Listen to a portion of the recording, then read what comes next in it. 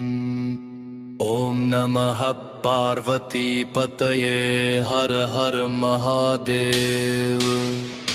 ॐ नमः पार्वती पतये हर हर महादेव।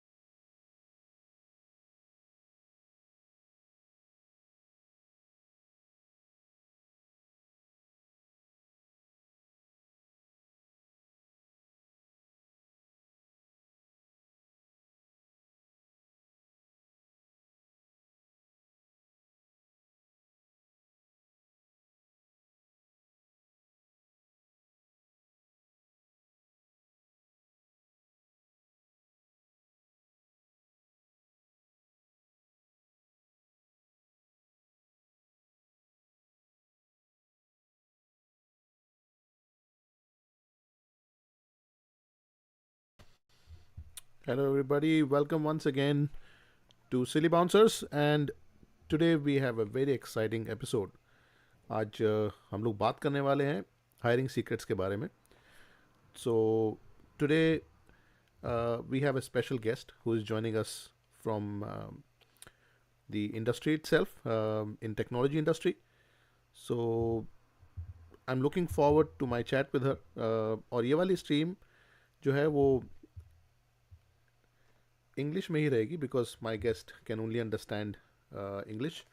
सो प्लीज़ अपने जो कमेंट्स आप दे रहे हो, so make sure you know those comments are in English and we'll try our best to answer those comments or questions that you may have related to this topic. So welcome once again, and let's jump in straight. You know, whenever I see her, I will make sure that she's with us straight away. So topic बहुत interesting है because whatever is happening nowadays in the industry, the kind of you know um, you can look at what AI is doing to this whole world, and how it is affecting the current job market.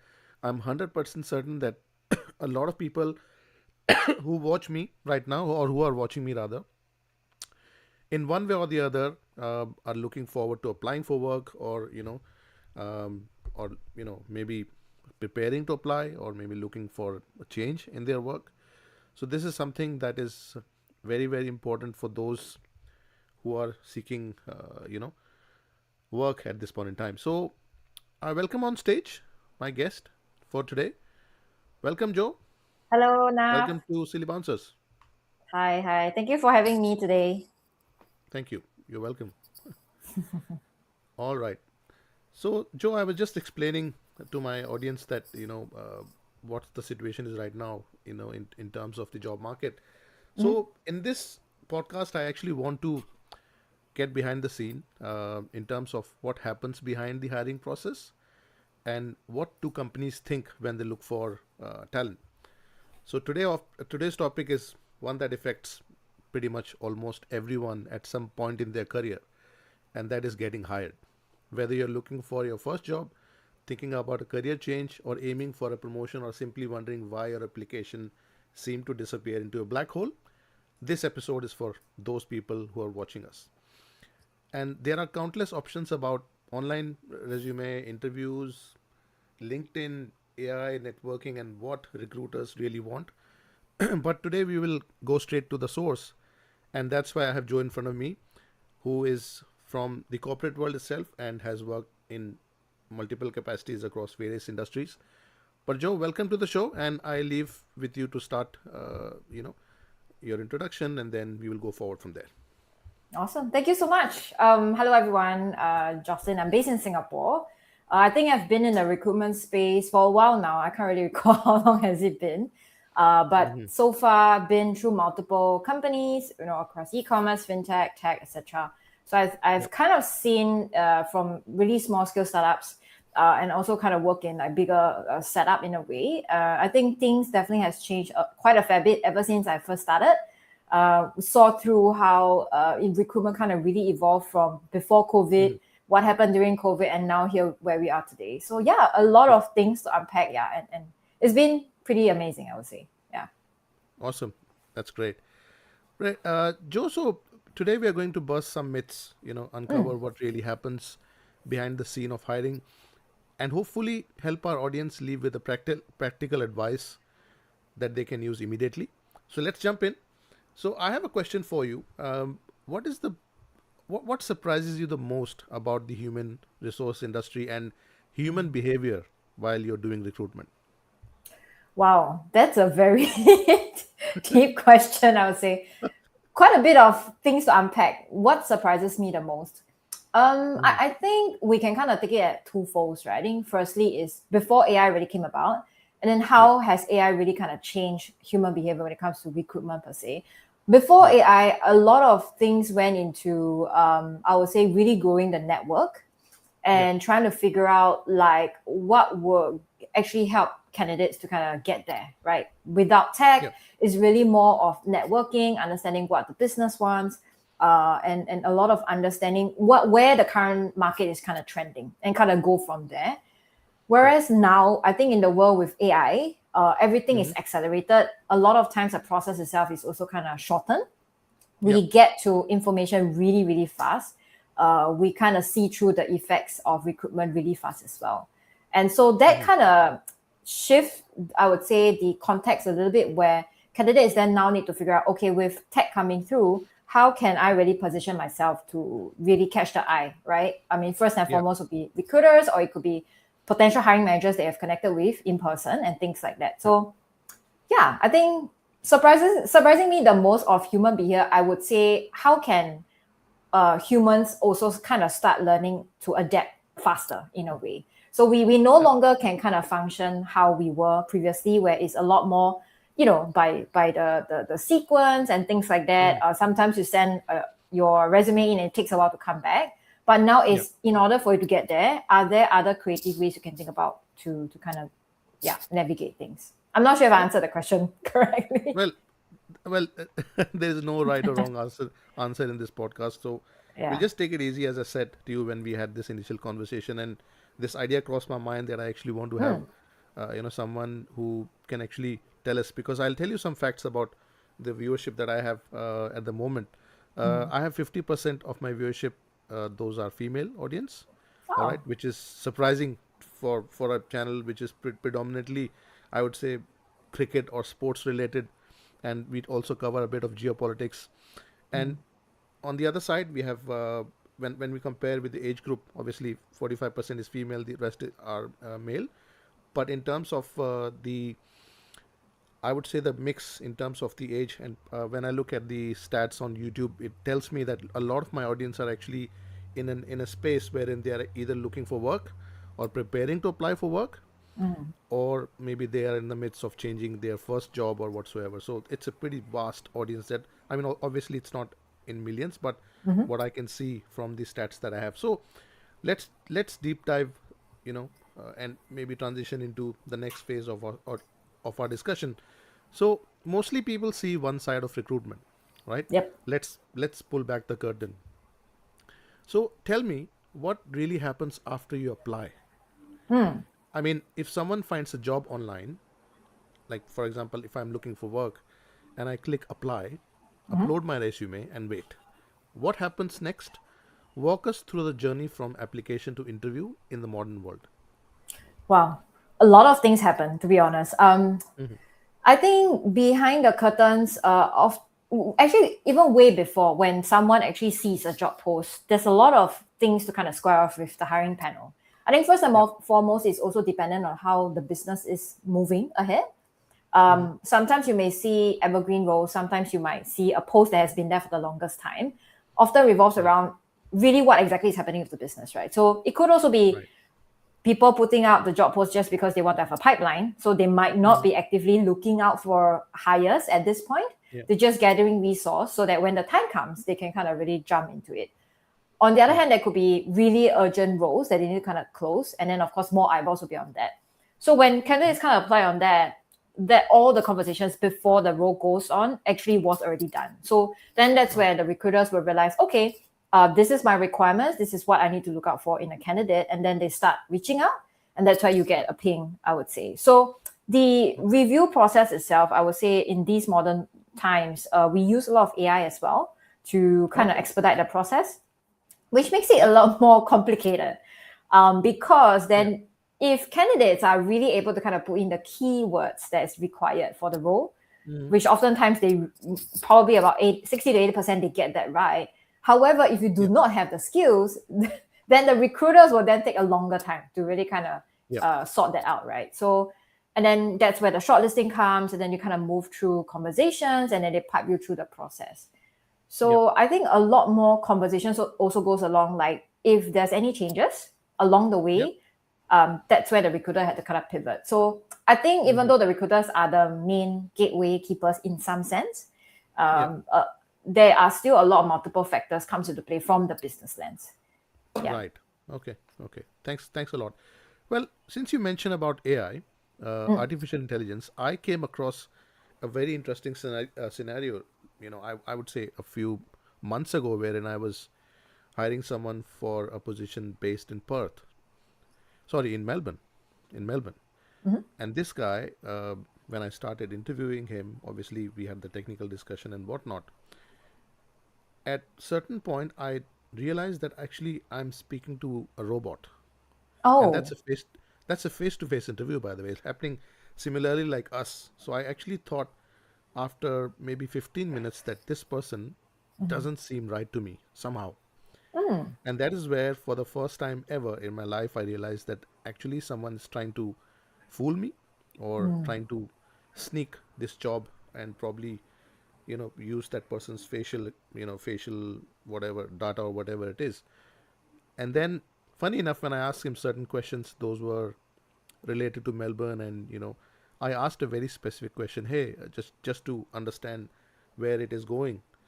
And then, funny enough, when I asked this question from him, that where do you live in Melbourne, his answer was, I live in Flinders Street. I'm like, I'm not sure, Joe, if you've been to Melbourne, but Flinders Street is central of Melbourne, where Flinders Station is, a very famous station where the tram stations go by every, it's a tram plus a train station, right? So I said, oh, you live in Flinders, but that's a very expensive area. He said, oh,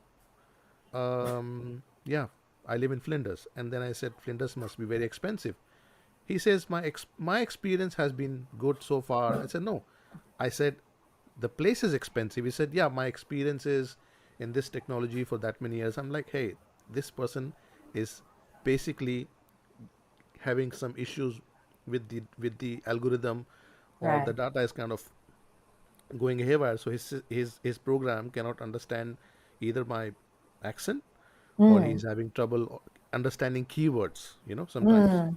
But that was first time, and then I realized that, hey, can you please be honest with me and say whether you are a genuine person? Then he said, okay, okay, and it was very obvious that this person was a bot. Wow. So that was my experience with artificial intelligence, and I'm pretty sure that this may or may not be happening in Asia, but I'm 100% sure that there will be people out there who will tell you such stories. And let us watch a video together, Joe, where I'll tell you what I was trying to explain, and probably you can have a look at this. We can have a look at this together and see where this current world is going. It's pretty scary. Let's watch it together. Gotcha. I'll bring it to the AI thing. What? Sorry. Here, man. Here. Oh, can you see? is that? Yep. Sorry, can you hold that up? It's not AI. Can you? Yeah, absolutely. But that's like our director. Oh, I see. I thought it would be your name. No. That's our director. We have a multiple. You see all of them here. Oh, I see. So, Ronnie. But is there not some way of telling whether you're real or not? Can you hold up 3 fingers in front of your face or anything? Oh, come on. That's too much. Oh, you don't want to do that? Well, I'll do that here. In front of your face? What do you mean? I mean, that's too much. Come on, Ronnie. Why would it affect the AI if it was in front of your face? Well, not at all. But Can I you don't do know. that That's too then? much to ask somebody. Well, Well, I'm just make doing sure it. you're not AI. Is that unreasonable? I mean, can you do that in front of your face? Well, I think that that's too much to ask somebody. Don't you think that? No, I don't think it is. If I'm making sure you're not AI, I think that's a reasonable thing to ask. Can you hold up 3 fingers in front of your face? Well, I think that, well, is that enough? No, it's not in front of your face. Well, that's too much, don't you think? Yes, it is, because, if you were real, you would put up 3 fingers in front of your face. Yes, I thought so. Wow. Can you imagine? Can you imagine? This is scary. No, this is scary. I honestly didn't expect that to happen. Yeah. I'll share this video with you after this conversation. But see, this is where the world is going, and probably what I understood from this video is that this person has morphed somebody's, or maybe the candidate's face, and somebody's interviewing who is capable enough of passing this interview.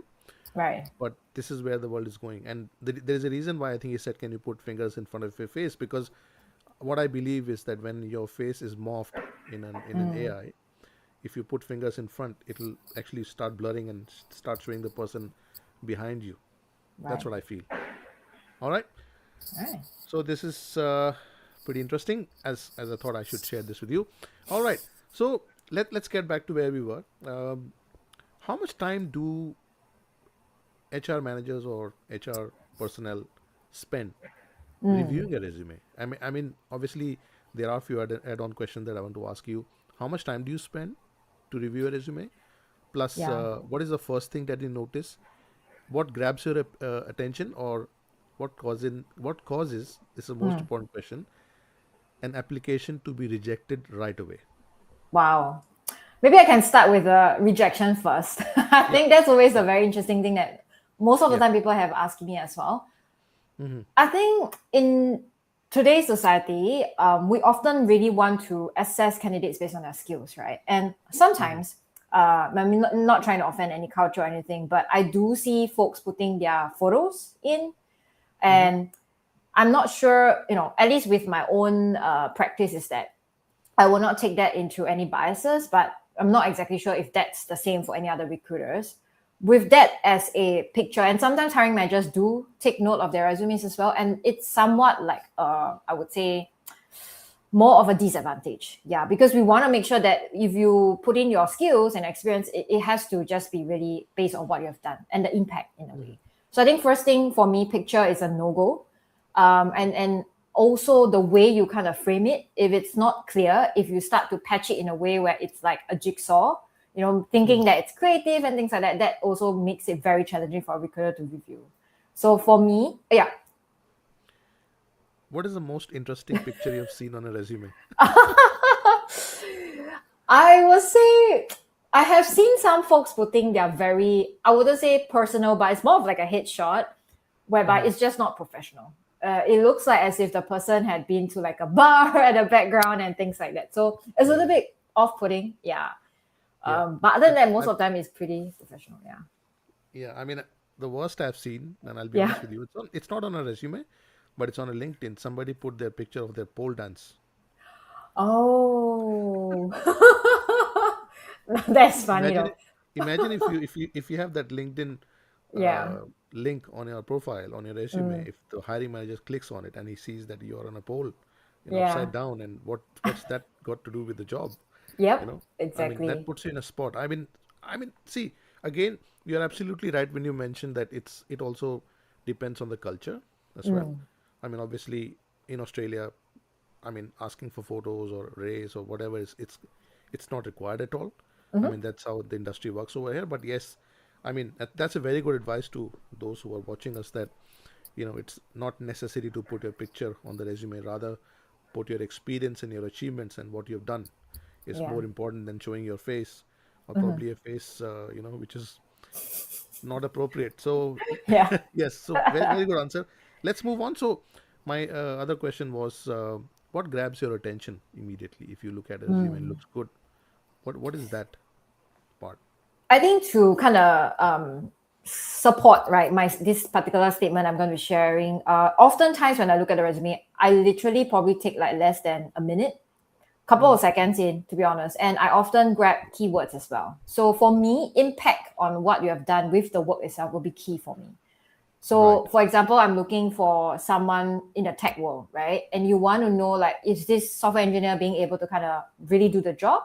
If you could actually put in like the number of hours you've reduced the percentage across, I don't know, the software engineer cycle, you could kind of support, that really grabs my attention. Yeah. So oftentimes those impact kind of numbers in a way kind of showcase that quite a fair bit. All right. Yeah. Awesome. Okay. So has the technology made recruitment easier, or it's become more complicated? Funny question you have asked. I feel like it kind of depends, right?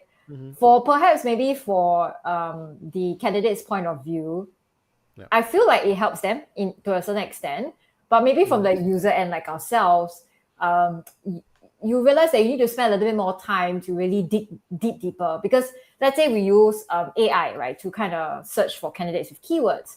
You're not even sure whether or not they're able to kind of pick it up. So sometimes you want to like double check to have that human lens to kind of take a look. And that also means you'd spend a little bit more time than usual. Yeah. So I would say it's a give and take. But other than that, I feel like it does benefit both sides in a way. Yeah. Okay. And I have a question myself. Say a lot of people, including myself, you take the help of AI in terms of rebuilding or I would say refining what we have on paper.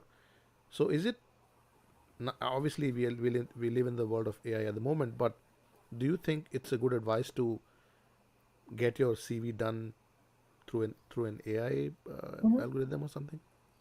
I feel that you can, and in fact, it might really help you with more of like the formatting, perhaps picking up keywords on that front. So sometimes I do advise my friends that, okay, what you can do is you could maybe grab a job description that you're interested in with your resume, and then kind of get ChatGPT to kind of, focus on those fronts. But you still need to do with the human lens to kind of review, because they might really just copy and paste in a way that it looks like as if you are the perfect candidate, which is not the real fact. Yeah. And one more story with this. Obviously, I don't want to make it very serious for our audience. So, I'll also encourage our audience, who to, ask us any questions if you like. Especially we have our guest. So if you have any question in mind, please go ahead and ask. So, talking about AI, the worst I've seen is that I received a proposal. Like obviously, we have your RFPs, the request for proposal and stuff. Yeah. And funny enough, somebody actually copied that from ChatGPT, and it was actually on the proposal. Below is the response to your proposal, blah blah blah. I'm like, dude, read through it. Exactly. The person is known to me, so I immediately told him, hey, you need to get rid of this line, because if eventually this goes to final vetting, we are we won't look nice. It looks unprofessional. So all right, let's get into the third segment of our discussion, which is hiring myths. Okay, fact or fiction. Okay, so let's play a quick game. So I'm gonna read out some common belief that you tell us whether they are a fact or fiction. Okay.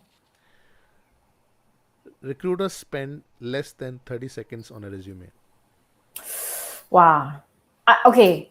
I feel like it's a blend of both. It really highly depends on the person as well. Because sometimes if, let's say, it comes to a very complicated search, for example, I'm sure recruiters want to spend a bit more time to really kind of tease out the keywords, like experiences, etc.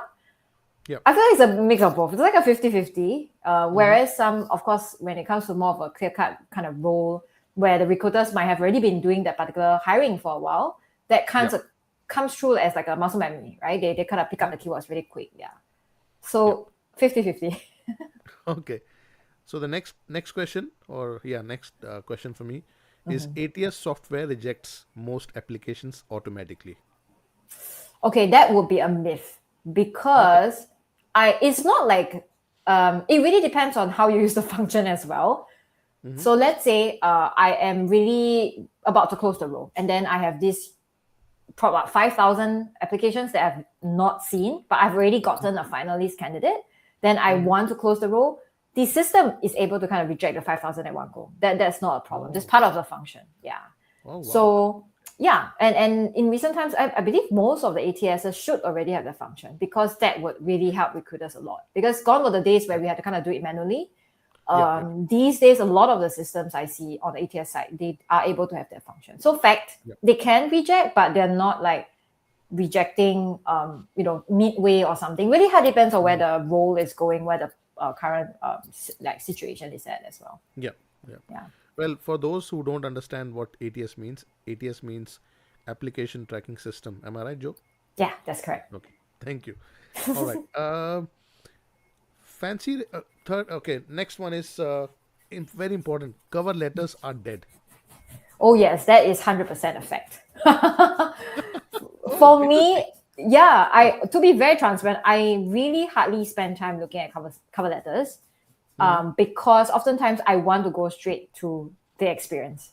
Because can you imagine, you have 5,000, sometimes you might even get 15,000, like countries like India, is a huge load of applicants to really weave through for the top 1% to really look at. Okay. Yeah, so for me, it's really using AI to kind of tease out main keywords. That's the first cut. And then you kind of look through the experiences pretty much quickly.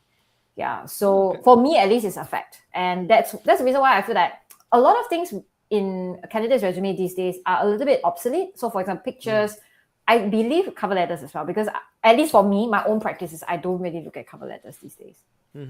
Yeah. Well, in that case, I must admit that as in Australia, we are far behind. We still have that cover letter concept. Oh, is it a must? For government jobs, it's a must. Ah, okay. It's called a suitability statement, and it's everyone uses AI to do it. No one even bothers. Exactly. That's the point, right? So if you are already using AI, then what's the purpose of that?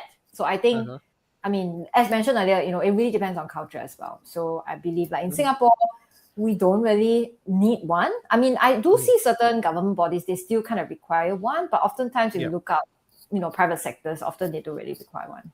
Yep. Yeah. All right. So let's move on to the next section as well. Biggest career mistakes. Okay. So if you had to pick the 5 mistakes you see the candidates making over and over again, what would they be? Are you asking me in terms of their interview skills, or is it more of like resume? Both, I would say. We can look at stuff like generic resume, or maybe poor preparation, or maybe weak communication, or ignoring LinkedIn, which is pretty important nowadays. Yeah, it is. Okay, I think for LinkedIn, it really highly depends on the timeline, because when candidates are not active in the market, then there's no point of them being on the market. But I also do strongly encourage for candidates to take time to figure out, what is currently happening in the industry, right? So if you are very happy, the advice that I always give my peers is that if you are very happy at where you are, you should at least spend like 1 to 2 interviews within like a 6-month period, just to get a sense check of the market, rather than waiting till you're about to leave and then you realize, oh my God, everyone in the market is moving at the same time. And that's where your cards on the table is like no longer available. Yeah. So I think one mistake is probably instead of waiting for the time to come when you're about to leave to go for interviews, you should already start having some conversations, and it's fine.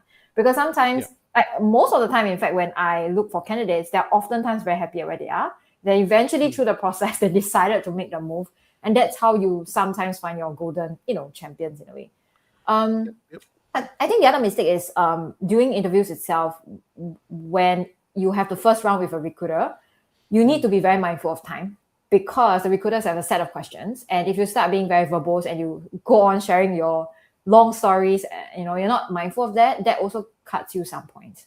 Like for me, I oftentimes look at how well candidates are able to position themselves just by using a very short time with really, I would say, clear and firm sort of like experiences that we had. So time management in the interview is also important. Other mistakes, probably preparation. I've seen cases as well. Candidates are given materials, they don't ask questions, they're very confident. And then when they finish their interviews, when the hiring panel were to ask, how come, like, did you do any preparation? And then they'll be very candidly saying, oh, I've not, because, I have this work and that work to kind of rush. And that really marks you down quite a fair bit. So take every opportunity that you have with the company. I would say, not say go all in very seriously. Of course, let's say if you're very busy, right? You should at least take some time to really make sure that you spend time there, because it's time taken from your end as well, right? So it doesn't make sense to go in an interview unprepared. Take on the materials and ask questions if anything, and then kind of move through. I think those are some of the mistakes that I've noticed. Okay, all right. And one interesting mistake that I always find, especially when I'm looking for people, and I'll be honest with you, is that there are some candidates that don't do a research on whom they are seeing, or what company they're applying for, and this answer is, for me, it's a straightaway rejection. When you say, what do you know about the company? And they're like, I applied to your job, so I applied to multiple applications. So yes, that's not a right answer. No, it's not. Oh, another thing, I think, if let's say someone were to ask you from a hiring perspective, why choose us? And if a candidate goes through like, oh, like you mentioned, I've applied multiple jobs, or I think that this is the company to be at because of the current trend. Sometimes it's too high level. Oftentimes, we also want to understand what exactly is your motivation. So I think that piece itself is also something for candidates to think about. Yeah, awesome. Yeah. Let's move on. So let's take a scenario, Joe, wherein imagine there are two candidates. One has years of experience but struggles to communicate. The other has less experience but is confident, prepared, and demonstrates curiosity. According to you, and there's no right or wrong again, who stands out and why? My first answer definitely will be the latter. Someone who is less experienced but come prepared and really is very confident, but not coming through as very egoistic. I think there's a fine line there to kind of have the sense check as well. Yeah. So if that candidate actually goes through the process, definitely those are some of the signals that the hiring panel is able to catch. But for me, confidence is definitely key, because that is also the first impression you are giving to the hiring panel. And we buy into storytell, right? We want to know, why are you even interested in our company, and what does that motivation and alignment looks like for you? Yeah.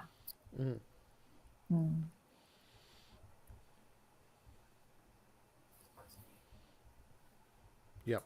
Okay. All right. So, yeah, I mean, I 100% agree with you, wherein, you can be experienced, highly experienced candidate, but unfortunately, if you don't have the right kind of inquisitive attitude, or, if you don't ask good questions, it doesn't make you experience. Obviously, is always advantageous, but yes, your right kind of attitude, and always, whenever I've looked for people, or I've had people working for me, the one thing that that's me. Maybe every person has a different opinion. Obviously, some people have technical requirements; those are very important. But I think the main aspect of, or main attribute of a candidate, according to me, is the attitude and the fitment. Team fit, and culture fit. Yeah.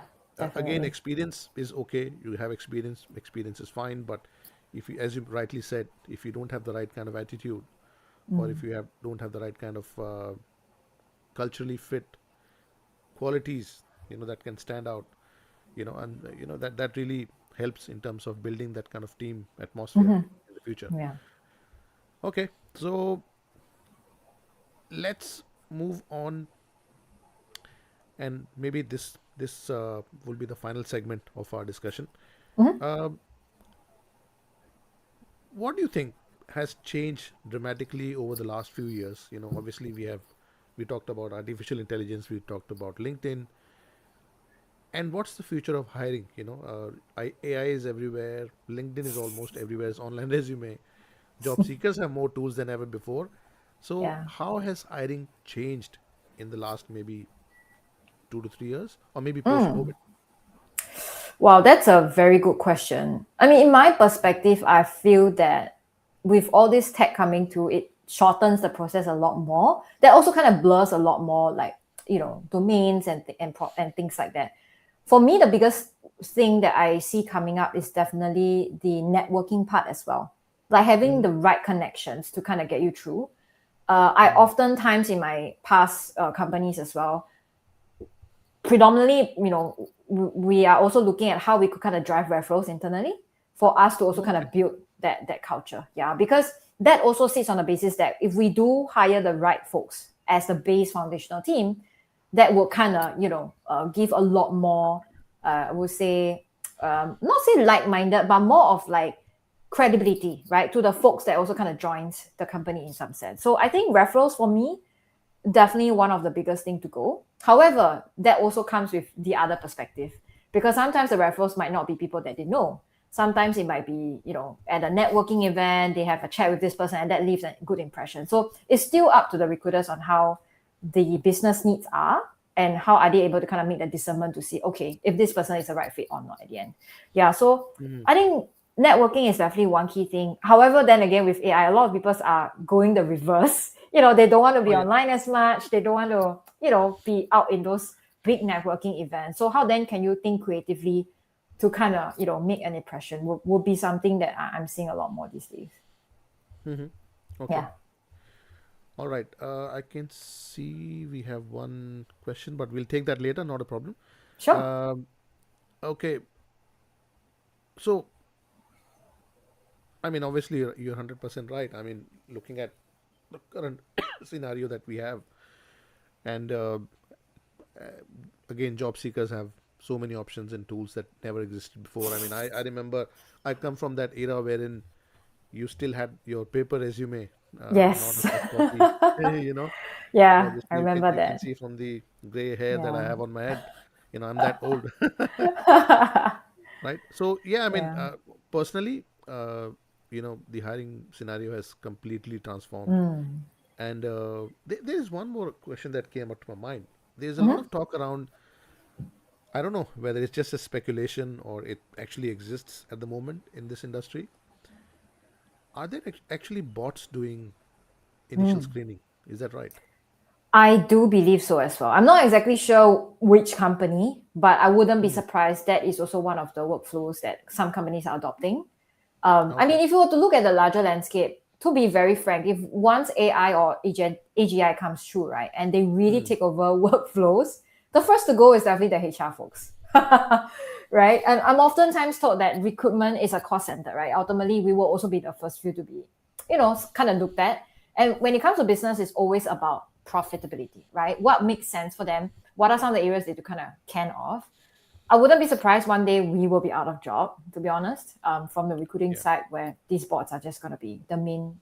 Yeah. If they can train the LLM models to a degree where it really can function like us, like you had your experience where you were talking to a bot, the Oh digital yeah. twin, right? Yeah. So I'm not 100%. surprised. Things might change very quickly on that. Yep. Yeah. Yep. All right. See, another interesting thing. Obviously, this is really frustrating. Equally frustrating for experienced candidates. Wherein personally I have seen when I moved to Australia, the amount of work that I had to do to find my first gig was unbelievable. Obviously, coming from a different market altogether, living in Southeast Asia for long, and then coming to a market which is, I would say, still not. It's a matured market, but Australia works 99% on referrals, just like you mentioned. Yeah. In Australia, a job is not posted online; it is filled internally 99% of the time. And it is my advice to people who are out there and experience or inexperience. Obviously, the more you speak, the more you connect. And the modern world is about how well you are connected with people, because eventually no one picks you. I mean, you do get picked or headhunted by different people, but if you are a smart operator, you will eventually get through the initial, I would say, hurdle of having applying to work and making and just assuming that someone will actually call you. So that's Yeah. my take. Um, we'll move on quickly because I know it's been already 40 minutes, and I promised I won't close this quickly. I can see a couple of questions on the backstage, but let's do a quick fire round, Joe, before we start taking our user comments. Sure. Okay, no overthinking. Whatever comes to your mind first, you can say that. If you're not Okay. sure, just say I'll pass or not applicable. Gotcha. Okay. Okay. Okay. Coffee or tea? T. Okay. Remote or office? Remote. Okay. LinkedIn or resume? LinkedIn. Okay. Experience or potential? Potential. All right. Morning interview or afternoon interview? Wow, this is tough. Morning interview. You like morning interviews? Yeah, I usually find it a little bit more refreshing because you start the day right early and you kind of get it done and then you can go about your day after. Okay. One habit every professional should develop. Curiosity. Okay. Interesting. Yeah. One book everyone should read. Oh my gosh. I recently read this book. I find it really interesting. Uh-huh. It's a book that called how do you hold a cockroach? Oh, Yeah. How okay. to hold a cockroach. Yeah. So basically within the book itself, it's really Uh-huh. a fiction book basically. And it's a storytelling where how this boy eventually overcome his own fears Oh, okay. and I was what about to say, exactly like, yeah. yeah, carry on. Sorry to disturb you. No Carry worries. on. Yeah. So basically, it's about how the boy overcome his own fears in a way, and specifically with the cockroach, and that is beautifully written. I think they have an audiobook as well. So I've not tried Okay. the audiobook, but I've read the actual copy. So I thought that was amazing. Oh, awesome. Yeah. That's awesome. Yeah, what I was saying, like, not everyone is comfortable holding a cockroach. I mean, I'm okay with Yeah. it. I can actually run behind a cockroach and hold it Right. by the the antennas that it has. I'm not scared of Oh, cockroach at all. nice. Well, good for you. Good for you. Yeah, yeah, Yeah, that's the whole yeah. idea of the book. I mean, obviously, uh, Yeah. to be honest, as migrating to Australia and then having to live among all kind of birds and snakes and I don't know whatnot has actually it's an eye opener that you when you live in a country which is first world and you live in a Yeah. city, you don't have an experience of seeing a snake for the first Yes. time, and then you have a spider running around your house, you have your kangaroos running around in front of you. That's a very different experience.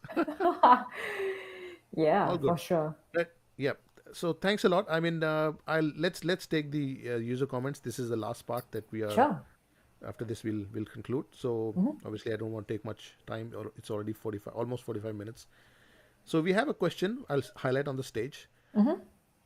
Arnab Das, he is our subscriber. He's asked a question.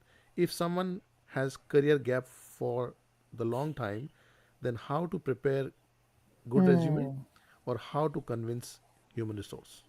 That's a very good question. Yeah, that is a very good question. And oftentimes I do come across candidates with such scenarios. I think to kind of prepare a good resume, first and foremost, to be very transparent with your recruiter.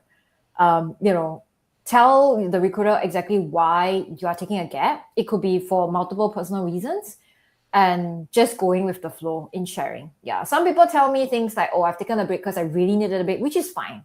Some folks told me that they wanted to career switch. So they took a time out to kind of build their skills. That's perfect. So I think as long as you state it clearly and not just hiding it and be transparent during the chat, oftentimes it should be good to go. I wouldn't say it's more of convincing HR. I think it's more being authentic as well when it comes to recruiting. Yeah, because we are not interviewing bots, right? We are here to hire humans to be part of a business that you can kind of value add in impact.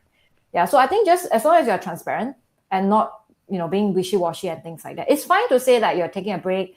You have to go on maternity leave, or I think some of the things, like for example, you got laid off, right? Sometimes people feel that it's a taboo to talk about, which I don't. In my perspective, I don't think it's a taboo because it is a reality of things, and things are changing often. So own it, and just be transparent with a recruiter. Yeah, that's a very good advice, and specifically when you mention about people who get laid off, I think that's a pin that's under your skin. You still have the feel of what getting laid off means, and I can I have full I can say I sympathize those who go through this painful process. It's not easy, trust me. In fact, Yeah. one of my close friends had this problem a couple of months ago, and he went through a very downhill phase in his life. So eventually, it's not the end of the world. I would say you have to Yeah. come out of it and Yeah. just be strong and be authentic, as Joe mentioned. So, Mm-hmm. all right, we have a couple of questions, and then we'll move forward. Okay. This guy Hmm. is. I love my India. Okay, that's his ID, by the way. Uh, what advice or a username? What Yeah. advice you will give to a fresh graduate in tech Yep. looking for work? Okay. This is a very popular one. And I have started seeing a lot more folks as well reaching out to me on these aspects. I think Mm, one key thing is to understand what sort of value can you add. And mm, looking from a lens of a business perspective, we are oftentimes running like call centers, right? Call centers meaning there's no revenue coming through. So for you mm, to be in tech right now, I think it's very important to look at how can you generate revenue for a company. If let's say you want to work for a business, the profitability part is always the first key idea of what the business is looking for.